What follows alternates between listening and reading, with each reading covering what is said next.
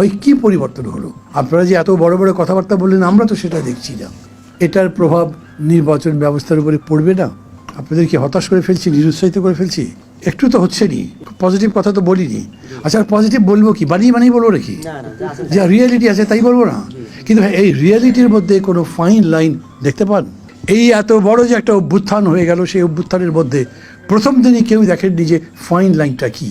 কিন্তু আমি আপনাদের বলি, অত বড় ঘটনার পরে বোধহয় 3 দিনও যায়নি, তখন বাংলাদেশের সবচাইতে বড় রাজনৈতিক দল বিশাল সমাবেশ ডেকেছেন।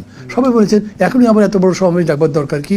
কিন্তু ওরা ডেকেছেন এবং ডেকে বলেছেন 3 মাসের মধ্যে ভোট দিতে হবে। তখন পর্যন্ত, এবং আমি আমার মতের কথা বলছি, এখন পর্যন্ত সারা দেশের মানুষের কাছে ওই দলটা হলো সবচাইতে জনপ্রিয়। অথচ ওই বক্তৃতা দেবার পরে নীরবে নিঃশব্দে প্রায় সমস্ত মানুষ প্রতিবাদ করেছে।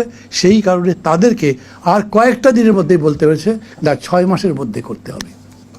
এবং সেটাও একটা অবাক ব্যাপার, 6 মাসও মানুষ অ্যাকসেপ্ট করেনি। অতএব ওই কথাও বদলেছে। তারপরে বলা হয়েছে যৌক্তিক সময় পরে নির্বাচন দিতে হবে। আমি বলছি ফাইন লাইনটা হচ্ছে এই, কেবল পলিটিক্যাল মাসল দিয়ে জেতা যাচ্ছে না। যদি জেতা যেত তাহলে 3 মাসই হতো, 6 মাসই হতো। যৌক্তিক সময় পরিবার পরে মানুষ বলেছে, প্যাচ তো একটা রেখেই দেওয়া হলো, যৌক্তিক মানে কি, কতদিন, সেটাও বলতে হবে।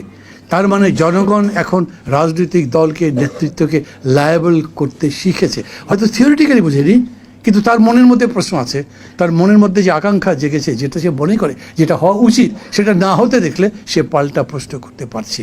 আমি মনে করি আমাদের ওই জায়গাতেই দাঁড়াতে হবে। যারা এরকম করে বলছেন একটা বিশাল পরিবর্তন এখন হয়ে যাবে, মানে সবসময় আশা করা ভালো তো না? আশা ছাড়া কি মানুষ বাঁচে? কিন্তু আশা হতে হলেই মরে যাবেন এরকম নন, কারণ আমাদের আশা তো প্রতিবারই হতে হচ্ছে। আমরা স্বাধীনতা যুদ্ধ থেকে শুরু করে এই পর্যন্ত যত বিশাল বিশাল আন্দোলন করেছি, তখন যে আশাগুলো চোখের সামনে ঝুলতে থাকতো, আস্তে আস্তে সেই আশা সব মরে গেছে। আমরা বেঁচে আছি না, জাতি এগুচ্ছে না, চলছি না সামনে। এরকমই ব্যাপারটা, এখনও আশাটা সামনে রেখে লড়াইটা করতে হবে, এবং সেই লড়াইটা ঠিক মতো করতে পারতে হবে।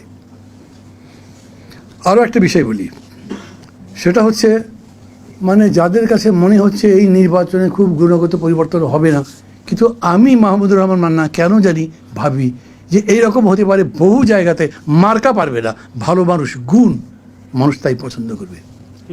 হয়তো দেখবেন যে বড় মার্কা বিশাল বিশাল মিছিল করছে, কিন্তু ভোট পাচ্ছে যার অনেক বড় মিছিল হয় নাই, কিন্তু লোকে মনে করে এই লোকটা ভালো, তাকে ভোট দিয়ে দেবে।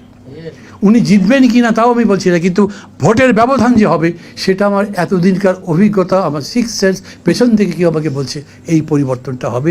আমি নিজে এই রকম জিনিস দেখছি। আমি মনে করি বলাটা চালিয়েই যেতে হবে। আমি ডক্টর ইউনূসকে খুব সাপোর্ট করি, যখন উনি বলেন আপনাদের কথা বলেন, যা বলতে চান তা বলে, আমাকে সমালোচনা করতে চান সমালোচনা করেন, নাহলে আমি ভালোভাবে শিখবো কীরকম করে। উনি যদি কথা বানিয়েও বলেন তবু কথাটা ভালো, অতএব কথাটা বলতে হবে। এবং সেই কথাই আমি বলছি, মানুষকে তো এখন সিদ্ধান্ত নিতে হবে। নির্বাচন খুব ভালো হওয়া দরকার, আমি তো মানি, সবাই মানবে। যার কাছে যান তিনি বলবেন নির্বাচন ভালো হওয়া দরকার।